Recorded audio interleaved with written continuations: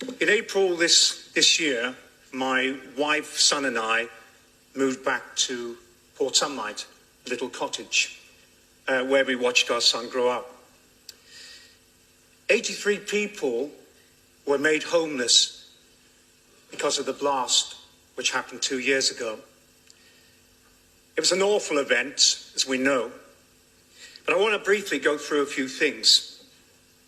So, for example, hundreds of houses were damaged, businesses destroyed.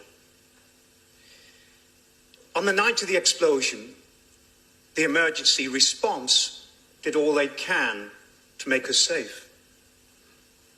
But we, the community, we feel that progression,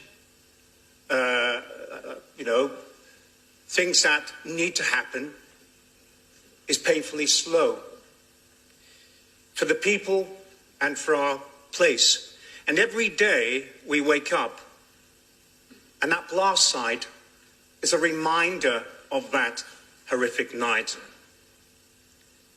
We all know through the media and the press, we've seen images of the Port Sunlight and new Ferry Explosion. We're aware of that. But we have to agree, hand on our hearts, that this explosion was huge, heard for miles. It was a major incident. And that leads me on to the question to Councillor Pat Hackett, who was then the mayor. We're all familiar with, or some of us are familiar with, a terminology I'm going to use, and it's major incidents. This was disgraceful, what happened to us. So many people's lives turned upside down.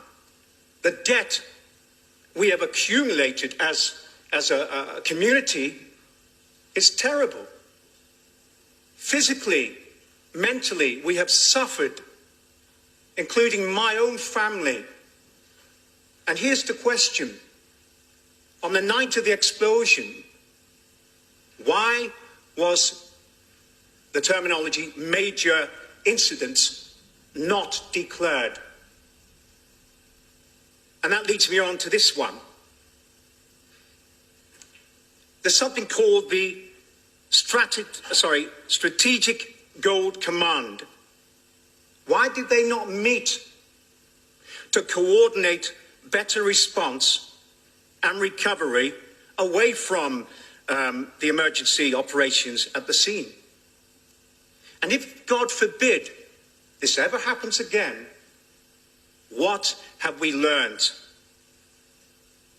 And finally, I just want to say, remember, we are human beings. We have suffered.